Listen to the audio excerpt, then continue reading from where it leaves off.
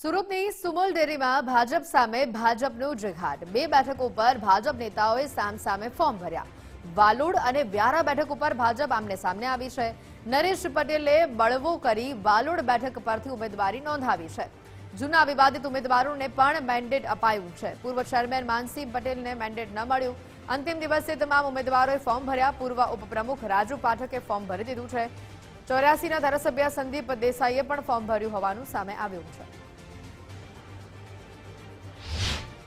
સુમલ ડેરીની સામાન્ય ચૂંટણીની અંદર ગુજરાત પ્રદેશ ભારતીય જનતા પાર્ટી દ્વારા 16 બેઠક પર મેન્ડેટ આપવામાં આવેલો છે। જે રીતનો માહોલ છે તમે જો તો આજે મોટી સંખ્યામાં મતદાન પશુપાલકો ઉમટી પડ્યા છે અને રાજ્યભાઈ વાત કે પ્રમાણે આજે લગભગ 3 વાગ્યા પહેલા લગભગ 4-5 બેઠકો બિનહરીફ થવાની શક્યતા પૂરેપૂરી છે। અંગ જ નથી, બધું એક તરફી જ છે। પશુપાલકોના સમર્થક અમારા મતદારોના સમર્થન ભવ્યથી ભવ્ય સમર્થન સાથે એ લોકોમાં એટલો ઠનગનાટ છે કે કોઈ પણ જાતનું કોન્ટેસ્ટ જેવું મને દેખાતું નથી।